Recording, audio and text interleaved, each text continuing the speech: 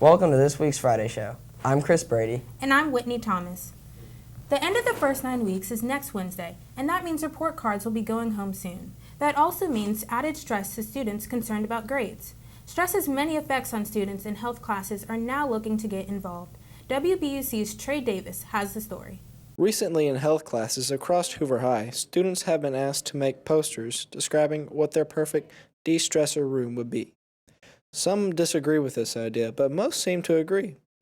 One 10th grade student, Abigail Ackerson, is very passionate about this idea. I feel that it's definitely needed because a lot of kids today are way overstressed with the amount of schoolwork, and it'd be like a nice quiet place that not necessarily to go do work, but just to get away from it all. I mean, I really wish we had one last year because once I almost broke down crying in a room because I was overstressed. And oftentimes I've had to stay home from school because I was just too stressed out to go. While the idea of a detox room for stressed students is one that Hoover can certainly explore, according to Hoover librarian Crystal Camp, the technicalities may be too hot for Hoover to handle.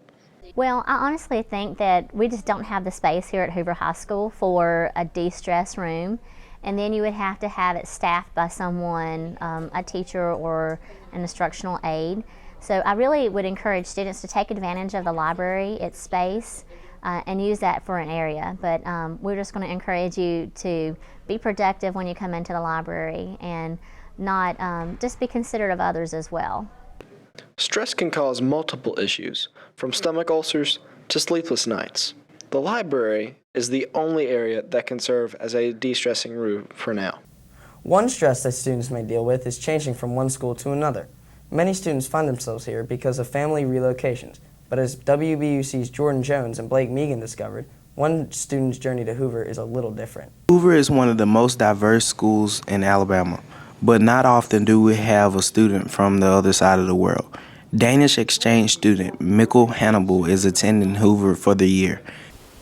Exchange students is like I wrote my thing to get here, and I sent the paper in, and the program sends all the paper around in US, and then the family picks me. So the family picked me too.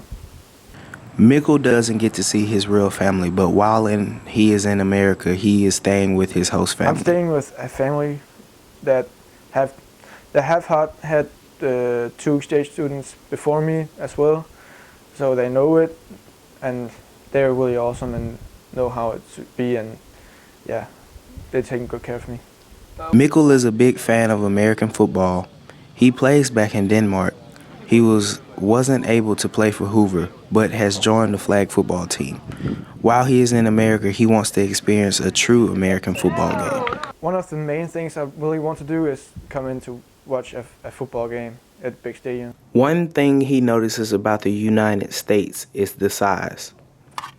Everything is kind of bigger. The roads are bigger, the cars are bigger, everything's bigger. The schools are even bigger. Mikkel is enjoying his time with his new friends in America. He goes back to Denmark in the summer. Reporting for WBUC, I'm Jordan Jones. In sports, the Hoover Bucks football team played a rare Thursday night game last night and defeated Spain Park 42-14. The win puts the Bucks at 4-2 on the year and 4-0 in Region 3. The team will be back to their regular Friday night schedule next week when they travel to Tuscaloosa County. It was also a big week for the Hoover volleyball team. The Lady Bucks clinched the area championship Monday with a win over Thompson and also had a win Tuesday against Spain Park. The Team Up for St. Jude Club will be holding a fundraiser tonight. The movie Mean Girls will be shown either in the courtyard or in the lunchroom due to the rain. Donations go directly to St. Jude Hospital. The cost is $1 today in the lunchroom or $2 at the door. Concessions will also be available for $1. Those attending are encouraged to bring a blanket or lawn chair. Speaking of the weather, temperatures are expected to dip into the low 40s once the rain moves in. The high Saturday will only reach 67 with the low down to 42. Sunday will also be sunny with a high of 75. That's our show for this week. Join us again next week for another edition of the WBUC News. I'm Whitney Thomas. And I'm Chris Brady. On behalf of the entire WBUC News team, have a great weekend and go Bucks!